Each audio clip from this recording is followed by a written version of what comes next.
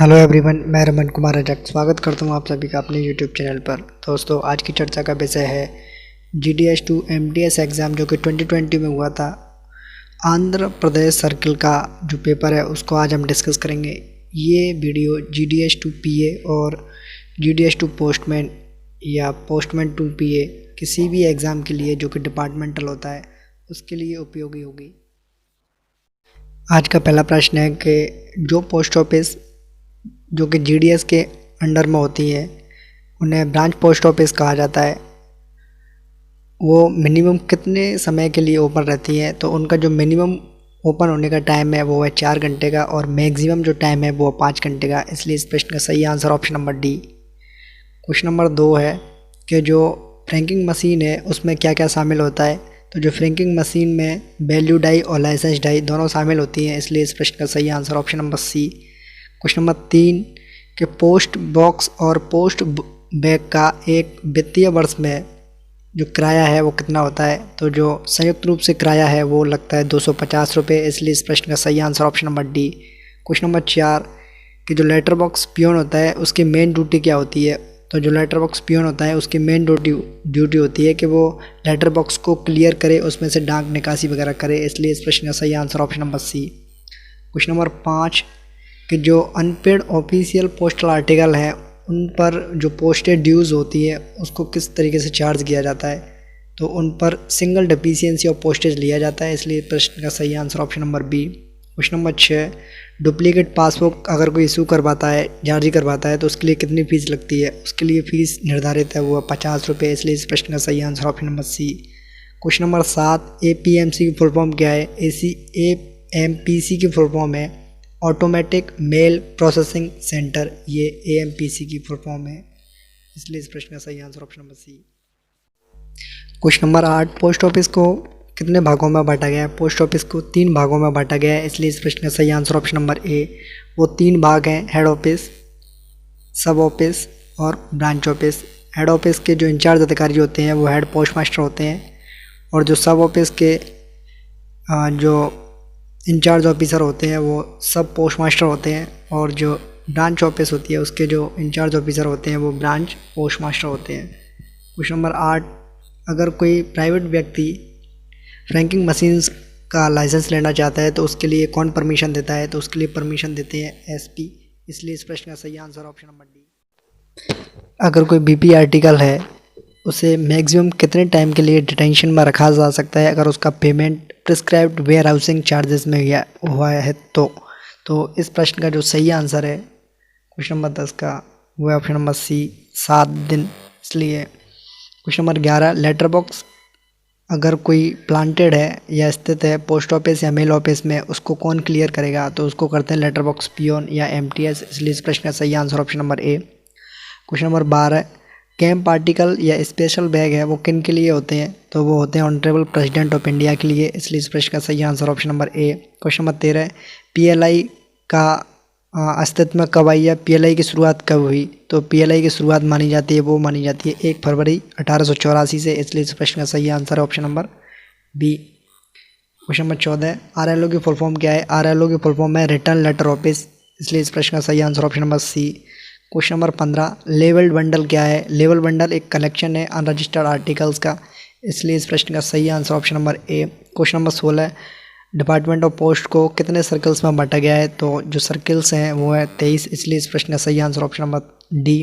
Question number 17 postal franking machine किस प्रकार की मशीन है? ये एक स्टैंपिंग मशीन है। इसलिए इस प्रश्न का सही answer option number A. Question number 18 कि अगर कोई रिफ्यूज़ रजिस्टर्ड आर्टिकल है जो कि डिलीवरी के लिए दिया गया था उसको पोस्ट ऑफिस में कितने दिन के लिए डिटेन किया जा सकता है? तो इस प्रश्न का सही आंसर होना चाहिए ऑप्शन नंबर ए, 7 दिन।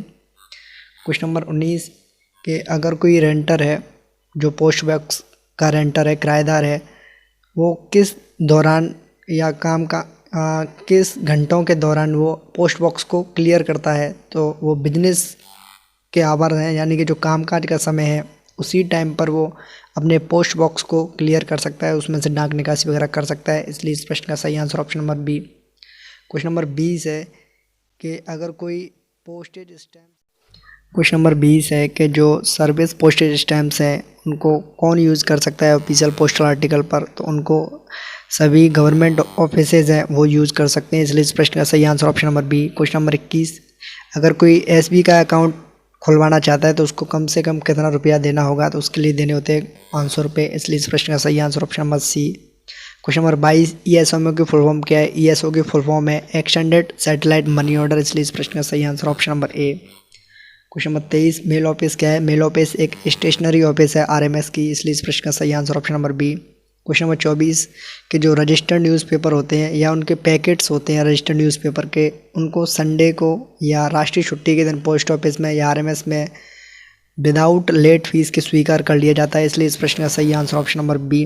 क्वेश्चन नंबर 25, प्रॉम्प्ट डिलीवरी अगर किसी पोस्टल आर्टिकल की है तो उसके लिए क्या होना चाहिए? उसके लिए करेक्ट एड्रेस और कंप्लीट पोस्टल एड्रेस होना चाहिए, इसलिए इस प्रश्न का सही answer option number A. Question number 26, के following letters can be delivered through post box, post box के माध्यम से कौन कौन से लेटर्स को बांटा जा सकता है? पोस्ट बॉक्स के माध्यम से सिर्फ और सिर्फ प्रीपेड अनरजिस्टर्ड आर्टिकल्स को ही बांटा जा सकता है, इसलिए इस प्रश्न का सही answer option number A. Question number 27, official postal articles पर कौन सा सब्सक्रिप्शन होना चाहिए? वो उनके ऊपर क्या लिखा होना चाहिए? तो उनके ऊपर लिखा होना चाहिए ऑन इंडिया गवर्नमेंट सर्विस, इसलिए इस प्रश्न का सही answer option number A. Question number 28, अगर कोई सिंगल मनी ऑर्डर है उसकी क्या लिमिट है जारी करने के लिए पोस्ट ऑफिस में? तो उसकी जो लिमिट है वो है 5000 रुपये की, इसलिए इस प्रश्न का सही आंसर ऑप्शन नंबर ए। 5000 रुपये तक का एक सिंगल मनी ऑर्डर किसी भी पोस्ट ऑफिस से इशू किया जा सकता है। क्वेश्चन नंबर 29, जीपीओ क्या है? जनरल पोस्ट ऑफिस क्या है? जनरल पोस्ट ऑफिस एक हेड पोस्ट ऑफिस होती है जो कि सर्कल के हेडक्वार्टर पर स्थित होती है, इसलिए इस प्रश्न का सही answer option number D. Question number 30, sorting office क्या है? सॉर्टिंग ऑफिस एक ऑफिस है जो कि सॉर्टिंग मेल बैग्स को ओपन कर सकती है और उनको डिस्पोज कर सकती है, इसलिए इस प्रश्न का सही answer option number C. Question number 31, math का क्वेश्चन है। मैथ्स के क्वेश्चंस को आप टेलीग्राम, व्हाट्सअप, फेसबुक या इंस्टा कहीं पर भी भेज के स्क्रीनशॉट लेकर के भेज के उसका सॉल्यूशन अगर नहीं आ रहा है तो उसको सॉल्यूशन हम लोग प्रोवाइड कर देंगे, आपको स्क्रीनशॉट लेके भेजना होगा। क्वेश्चन नंबर 32, ये भी मैथ का क्वेश्चन है, इसको भी स्किप करते हैं। Question number 33, UPU universal postal union की स्थापना कब हुई? इसकी स्थापना हुई थी 1874 में, इसलिए इस प्रश्न का सही answer option number C. Question number 34, कि जो ताजमहल है वो किस नदी के किनारे पर बसा हुआ है? तो ताजमहल यमुना नदी के किनारे पर बसा हुआ है, इसलिए इस प्रश्न का सही answer option number B. Question number 35, RAM की फुल फॉर्म क्या है? रैम की फुल फॉर्म है random access memory, option number C इसका सही आंसर है। क्वेश्चन नंबर 36 मैथ का क्वेश्चन है, इसको स्किप करते हैं। Question number 37, international women's day कब मनाया जाता है? इंटरनेशनल जो वुमेंस डे है उसे मनाते हैं 8 मार्च को, इसलिए इस प्रश्न का सही answer option number B. Question number 38, के जो लार्जेस्ट सी है अर्थ पर वो कौन सा है? तो वो है पैसिफिक सी, प्रशांत महासागर, इसलिए इस प्रश्न का सही answer option number C. Question number 39, 40 दोनों मैथ के क्वेश्चन हैं, इनको स्किप करते हैं। क्वेश्चन नंबर 41, विक्टोरिया वाटरफॉल कहाँ पर स्थित है? जो विक्टोरिया वाटरफॉल है वो साउथ अफ्रीका में स्थित है, इसलिए इस प्रश्न का सही आंसर है option number A. Question number 42, भारतीय संविधान कब अस्तित्व में आया? भारतीय संविधान 26 जनवरी 1950 को अस्तित्व में आया, इसलिए इस प्रश्न का सही answer option number A. Question number 43 math का क्वेश्चन है। क्वेश्चन नंबर 44, 45 और 46, क्वेश्चन नंबर 46 को देखते हैं। पिन कोड भारत में कब शुरुआत की गई? पिन कोड की शुरुआत भारत में 15 अगस्त 1972 को की गई थी, इसलिए इस प्रश्न का सही answer option number A. Question number 47, Japan की करेंसी क्या है? जापान की करेंसी है येन, इसलिए इस प्रश्न का सही answer option number C. Question number 48, consumer right day कब मनाया जाता है हर वर्ष? उसको मनाया जाता है 15 मार्च को, इसलिए इस प्रश्न का सही आंसर है option number C. Question number 49 और 50 मैथ के क्वेश्चन है, इनको भी स्किप करते हैं।